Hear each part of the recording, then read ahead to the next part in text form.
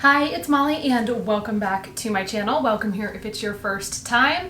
Today's video is a full face of new makeup products that I have been loving and products that I've been meaning to share with you. So I thought that this full face with some mini reviews as we go would be the most efficient way to share them all. So today's look is a slightly khaki fox eye with a hint of sparkle and kind of a mauve look altogether. So let's get into it. Here we go.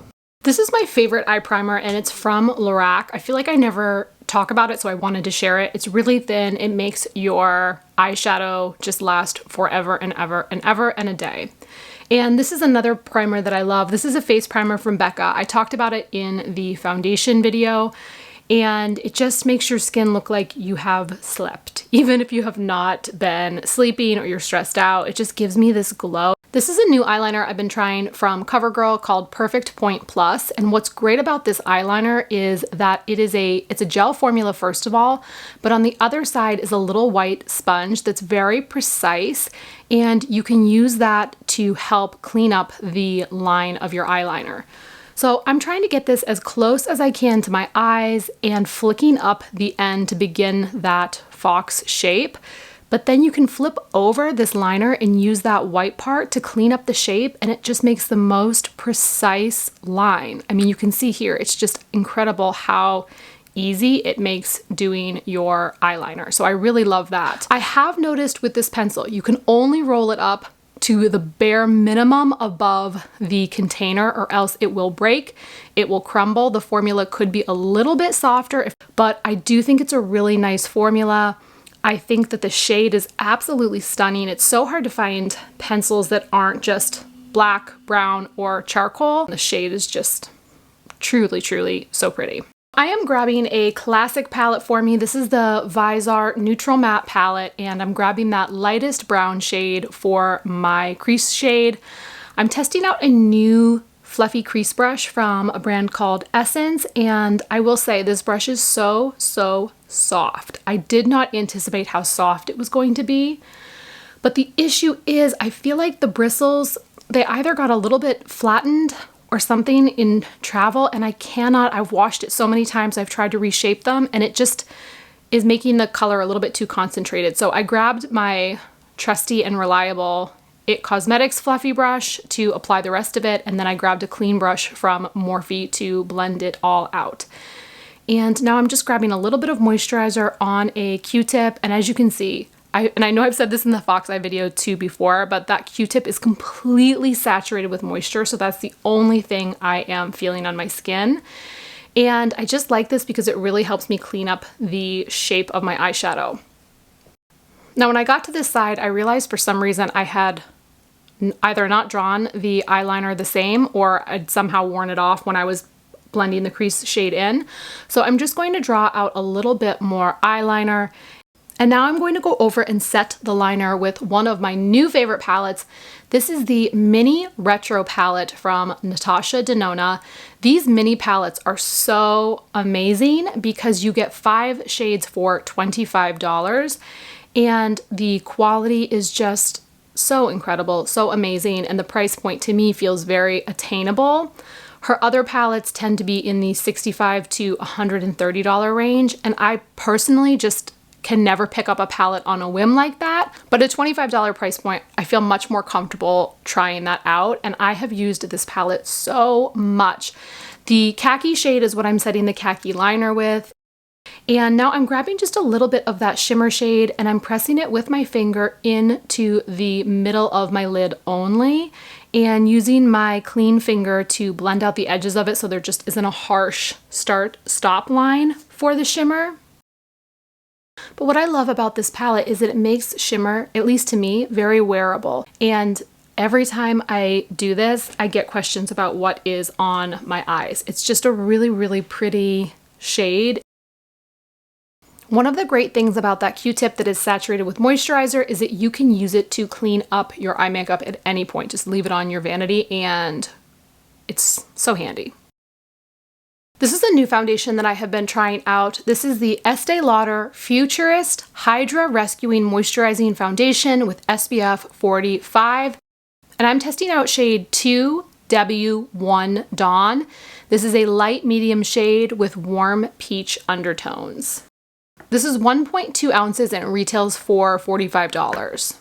I first tried out this shade when I was in my most pale winter, had not seen the sun for months shade, and at first it felt a little bit dark, but now that I have been doing my faux tans, like I pretend that I go outside, but really all I've been doing is actually getting myself to faux tan, I do feel like the shade is a really, really great match, and I think it blends easily. One thing I love about the foundation is that you can go back in and add a second or third layer for coverage as needed without any cakiness or heaviness. One thing I drive myself crazy doing is sometimes I dip my brush right in the foundation instead of applying the foundation to my face and then blending, and I know better. I absolutely know better, and I still do it. It drives me crazy when I do this because that's how you get streaky foundation. So anyhow, I'm going to have this e.l.f. brush come to the rescue. This is one of their precisely clear brushes, and I've kind of really not known how to use it because it's an interesting shape. It's not like a shape of any other brush that I have used, but I really do think that it's great for buffing in products and blending out so there's no harsh lines. I probably should have blended a little bit more around my mouth. I can see that the foundation is still a little bit heavy there, but I do think that elsewhere it looks really incredible. I think this is a great foundation for somebody who's looking for a more medium to full coverage, but is also maturing or has dry skin and does not want it to cling to patches or look too dry. I do think that this is the perfect foundation for that person. It wears well as well. It really does stay on your face all day long. As always, I'm grabbing just a little bit of my Becca Under Eye Corrector because it just really helps with dark circles. This is a new concealer from Beautyblender that I've been trying. I'm using shade 1N Light Peach. One thing I recommend with this concealer is to when you pull the concealer wand out of the container, wipe what's on the brush back into the container, and whatever is left in the sponge will absolutely be enough, even more than enough, you can see as it's going on my skin, to get the right amount. Definitely wipe it back off into the container because I do notice that the brush pulls out a lot of product and you don't need as much as it pulls out. So wipe that back in, save yourself the product, and I think you'll be really happy. I love this shade. I think this is the light peach shade, and it's really and truly such a perfect concealer shade for me. And as you can see, I think I even still put too much on. So I guess today's look is a full coverage look because by mistake, I have put on a ton of foundation and a lot of concealer. So we'll dab a little bit on my forehead, nose, over the lips, sort of lighten up that whole center of my face. But I think that this is a really gorgeous concealer. As you can see, it's a really great full coverage concealer without looking cakey or heavy in my opinion, but it really covers up dark circles well for those who really need that extra coverage. I'm using the side of the e.l.f. brush that has the shorter bristles, which feel a little bit more dense as I'm blending out to help blend out my contour. This is the Fenty Contour Stick in Amber, one of my favorite contouring shades. Shout out to Maureen who left a comment on the blog about this bronzer on my bronzer post. She said that she loves this shade and how sheer it is, so I wanted to pick it up and test it out. And this formula really is sheer. You can see on my arm there is just such a beautiful veil of color. So if you are really fair, like I think I might have even been able to go up one more shade. And this is the lightest shade they offer. I might have even been able to go up to the next shade up. It's a great sheer bronzer, and it does lean a little bit more matte. So if you prefer a matte bronzer, this could be a great one for you. This is a new favorite blush from Colourpop Cosmetics called To the 10. I'm using my bronzer brush, which obviously needs to be cleaned, and applying this blush. Now, I did not expect this shade to have so much pigment in it, but in a way that still sheers out beautifully. I am just so in love with this shade. And by the way, beyond how pretty the shade is, it's only $7. This is another new product that I'm testing out from a Korean brand called Etude House. So this has been a great oil control powder for me. I make sure to only put it in my T-zone. I don't want it around my eyes or over my forehead lines at all because I just don't. I prefer the Hourglass powder for there because it's a little bit more of a blurring, softer formula. This is a micro brow pencil from e.l.f. Cosmetics, and I really like this formula, but I am struggling to find the right shade. I have probably purchased 5 different shades at this point, and they're all a little bit too dark or a little bit too off, and I can't figure it out. And it drives me crazy because I do think that it's a nice pencil, but I don't know. I just can't get the shade right. So if you have an easier brow or hair color combination to match, like I'm strawberry blonde, but my brows are darker, and so I really kind of struggle with matching my brows anyhow. I generally use Anastasia Beverly Hills Brow Wiz in Caramel or the Brow Pencil in Caramel, and then clean up the edges with the Dip Brow in Ash Brown. But, you know, I'm trying because I want to find a great drugstore solution for other redheads as well. But even if you are not a redhead, I do want to say I do think that these e.l.f. pencils are a great product and they're a great deal. I want to say they are $5 or $6 max. So they really are a nice pencil, especially for that price point. And this is the dip brow that I was telling you about. I don't have a ton of brow hairs at the start of my brows, so I will go back in with dip brow and a brow brush from a company called the Brow Gal, and it's a really, really nice eyebrow brush. It's the skinniest one I have been able to find, and so I'll just go back in and really draw in those hairs as needed to make my eyebrows slightly more even.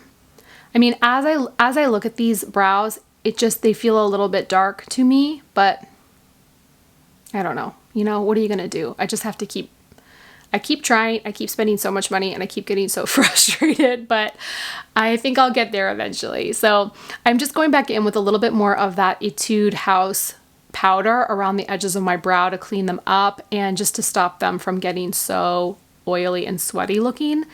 And now I'm going back in with my Hourglass finishing powder in Diffused Light. This has been my new favorite way to set my under eye concealer. I still love Hourglass Veil, but this has been a really, really pretty way to blur the look of my under eye. So I kind of stop the powder right underneath my pupil, and then when there's nothing left on the brush, I'll pull it out to the edges of my eye to set it all out. This is the Dior Show mascara from Dior Cosmetics, and it is only a new mascara to me. I think that everyone else in the world knows about this mascara, and it's been a bestseller for years and years and years.